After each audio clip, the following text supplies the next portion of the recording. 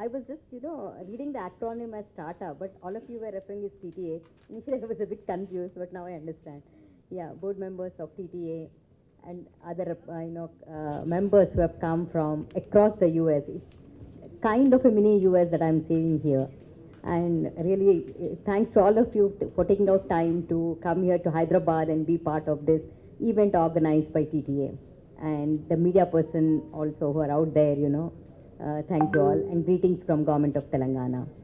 Well, just one thing I want to mention it. In fact, the topic that was given to Jayesh Garu was different actually. It's about startups and something. But he spoke about my my area. So now I need to, look for areas, something else that I need to talk, or within that, what he has missed, I need to look for and speak out. Whatever that he has spoken just now, was on the area that I'm working for the last 5.5 years, emerging technologies. Well, today, if you see, Telangana is actually poised as a leader in emerging technology. If you go to any state in India, and if you mention about emerging technologies, and which is a state that is actually, of course, Bangalore is there, but for different reasons. It has been an IT world or the Silicon Valley of India, that name it has got. But if you specifically talk about emerging technologies in India, anywhere in the country, the first name that comes out is the state of Telangana. So that's the kind of work that we have done. The ecosystem, complete ecosystem has actually contributed to it. Not just emerging technologies, but we have 9 ecosystem partners, including T-Hub, V-Hub, TSIC, Task, so all these organizations over the years have contributed to the growth of the innovation ecosystem in Telangana. So we actually focused on these emerging technologies, way back in 2018. So I understand that we have, people from real estate, also healthcare, of course IT is there, So when I heard about real estate, the first thing that came to my mind was, the blockchain technology that we started working on since 2018. And just a week back in Bangalore, we released a standards. It's a kind of a framework that we are working on for asset tokenization, which actually helps, in the increase the liquid of the or real estate. Today we cannot. We have to buy the entire flat, but there is no fractional ownership right now. Currently, it's not possible. So tokenization of digital assets would actually enable that, which in turn increases liquidity in the real estate. So that we are actually working with the industry, to come out. In India today in blockchain asset tokenization, we don't have any clarity on regulations or how to go about it. There are many startups working in this area, especially the Web3 companies, who are actually moving away to countries like Dubai, Singapore, and so on. So in fact, we wanted to bring those companies back to Telangana or to India. And we started working on what we call ecosystem enablers, which means, talk to regulators and try to bring out, regulations that are favorable to the technological ecosystem, as well as it protects the consumers. Because at the end of the day, citizens or consumers who use these technologies, they should not be harmed, So that's also on top priority for us. So when I heard about this real estate, I immediately thought of sharing this. And we also actually implemented Web3 regulatory sandbox. This is again a new concept that Telangana government has implemented, which no other government has done. What it does is it helps startups navigate the regulatory landscape. We initially started this for Web3 companies, but now we are actually taking it to the entire agri-tech ecosystem. As Jayesh Garu mentioned, we have been working in agriculture for the last 2-3 years, trying to deploy technologies. Somebody said they're doing, agriculture in 100 acres in Nalgonda district. So in fact, agriculture is one sector where technology hasn't been percolated. That's the sector that we have chosen to deploy emerging technologies. And this we are working in partnership with World Economic Forum. So we have deployed a range of technologies, especially AI, for quality assaying of commodities. Like if you take an orange or an apple, the way the quality is assessed is very subjective. People just look at it, texture, and then they grade it accordingly. There is no technology. Of course, physical technological sorting machines are there, but quality using AI is one that we are actually deploying it for chili crop. So that's one. Then price discovery, there is another issue. The farmers, they really don't know what price. What's the demand for the crop would be. So all the farmers sow the same thing, and when actually they get the produce, the price just drops, and they don't even get the investment that they make. So can we come out with AI based algorithms, just like a stock exchange, wherein it actually indicates the demand and price based on which farmers can actually sow their seeds and grow the crops relevant, which gets them enough pricing. That's another area that we are looking at. And with Google, we are working on one project called field segmentation. Right now, what is happening is most of the startups who are in the ag tech sectors, they don't have digital farm boundaries, available anywhere. So each startup goes out there, maps the digital boundaries, and then delivers advices to the farmers.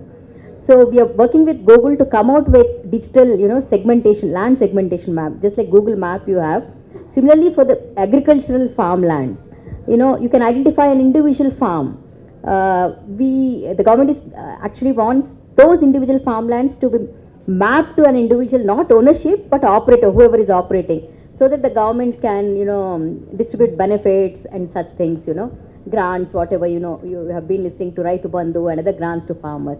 That's one of the challenging areas that we are facing in terms of identifying the digital boundaries. In fact, yesterday we had a meeting with Google senior leadership on this particular project, which they have taken up as a research project initially, and they will roll out to all the states if it is successful in Telangana. So whatever initiative that you look at in AI or any of these emerging technologies, first it's being piloted in Telangana, and then when it's successful, it's being taken to other states. The other example is in climate change, where now everybody is talking about climate change. That is a buzzword. Even we recently, Prime Minister attended the COP28 in Dubai event, right? So there's a lot of funding in that area actually coming through different countries. So we implemented one project with UNDP to assess, again I'm going back to agriculture, but Jayesh Garu very clearly mentioned that, going forward maybe different sector could come up as a priority, So where this particular project, it's on climate change, where we are identifying, it's again UNDP actually developed this project. It's open source, OpenAI, everything is, and they're about open data sets. That is the key thing in this. It identifies, best practices across different areas of Telangana. What are the areas that are actually adopting climate resilient agriculture?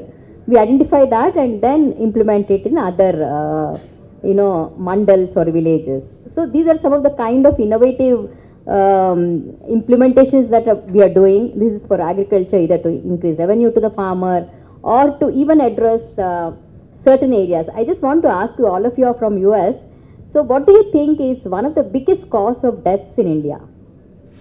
Because all of you are listening very monotonously, so I thought let me break that. Yeah, accidents. Every day, every 2 minutes, that's what I understand, a person dies because of an accident. So can we actually use technology to reduce those accidents is what we are trying to do. We want to bring down the death of accidents by 50%, and we are implementing this again in partnership with IIT Hyderabad and INAI, which is again Intel, it's a project by Intel. So we are implementing these collision avoidance devices in all the RTC buses, and also driver monitoring systems, like which gives alerts to the drivers when a collision is about to happen. In fact, 6 months back we implemented these devices, and the number of alerts that are given to the drivers have come down after we installed these devices, given them training and so on. So that's another. And the recent one that we are working on is, again, all of you are aware, one social problem that's everywhere across the world globally. It's narcotics and drugs abuse, right? So again, AI can really solve some of the biggest challenges in that area. The police department approaches saying that there are very few officers who investigate these narcotics sales, and they want to track actually that the entire chain. So they said, and they have very there are certain acts, rules, policies that they need to follow when they're carrying out the investigation. They cannot do without that. And so it's this much big book, and imagine a police officer while actually doing the investigation, he has to read this big book and comply to that, and he has to actually do his job as per that. So they said, can you help us? We are actually, again, Ravi is here, Quantum, they are helping us out to come out with a solution, AI based, generative AI, where it could help police officers in actually carrying out the investigation. So as and when a case is registered, it should throw out what are the policies that they need to follow, what is the workflow that a police officer will have to adhere to, and all those things, if we can really successfully do it, they're going to implement across the state. Hopefully that could again bring down these cases, or usage of these narcotics. So these are some of the kind of implementation, very exciting. And all these we do with, these solutions, we don't develop internally in-house within the department. We work with various partners. It could be enterprises, it could be foundations, it could be startups, and Vamshi is here, We have worked way back in 2020, I think, we developed a chatbot for registration department to help, people who want to register a plot. They may not know where to go, which registrar office, so we actually built a bot. But now we are further improvising that. So these are different kind of solutions that we are implementing, with the help of partners and others. And another one, Jayesh Garu already talked about Telangana AI Machine, where we have about 140 startups, where different kind of services are being delivered to them. So if you have any, if one of you are, any of you are AI startups, please, you can avail the services of Telangana AI Mission. We have such, and somebody said they're working in cybersecurity. We have a Center of Excellence in Cybersecurity, and that center can actually provide, so if you need any support, anything, sure. And the other one that I would like to mention is there are various kind of incentives, which actually Jayesh Garu was supposed to talk about, in Tier 2 cities. If you want to set up your company, there are certain incentives. I'm not qualified to speak on that, but since he was supposed to speak, he missed that, certain incentives, and we have built certain 6 IT towers in 6 districts of Telangana. Probably if you are looking at coming back and contributing, because you're doing some really wonderful job in giving back to the community, right? Healthcare is one, education is another one, job opportunities is another one. So if you're keen to actually set up your businesses, please, you can avail the support of the government in Tier 2 cities, We will actually help you set up your office, identify a place, and provide, they're offered at a subsidized rate, the office space, whatever the logistics that are required. So please feel free to reach out to us if you need any support in that regard. And I really, congratulate each one of you for doing such a wonderful job in actually giving back to the community. That is, I always say, somehow in India, it is because you are in US, probably you got this mindset again to give back to the community. But in India, when we are here, we really don't get that. Somehow in a culture across the country, we missed out that, giving back to the community. But glad to see so many people, coming back to India and, trying to support the ecosystem here, giving back to. I really thank you all. Appreciate you all for doing the wonderful work. And one common thread between us is I also worked in the US for a couple of years. Initially, I returned back in early 1997 to 2000. I was in the Bay Area. 1 year I was in Chicago. 4 years I worked in the Bay Area. My husband, he wanted to set up his own software company here. That's how I came back. I joined back the government. I'm part of the government since the beginning. But I've been working in various capacities outside the government, contributing to the government. So for the last 6 years, I've been working in these emerging technologies, coming out with policy frameworks, setting up institutions in different technologies and implementing projects. And today, thankfully, with the, contribution from all the ecosystem partners, Telangana has today a wonderful ecosystem, innovation ecosystem, which is kind of a role model for other states to follow. And please, reach out to us if you need any support in any of these, areas where if you want to set up your business here in Telangana, number 1, second, if you have any good product, and again startups, I'm saying that actually meets the government requirements, please approach us. We'll evaluate and see if it fits our requirement. We'll actually implement it.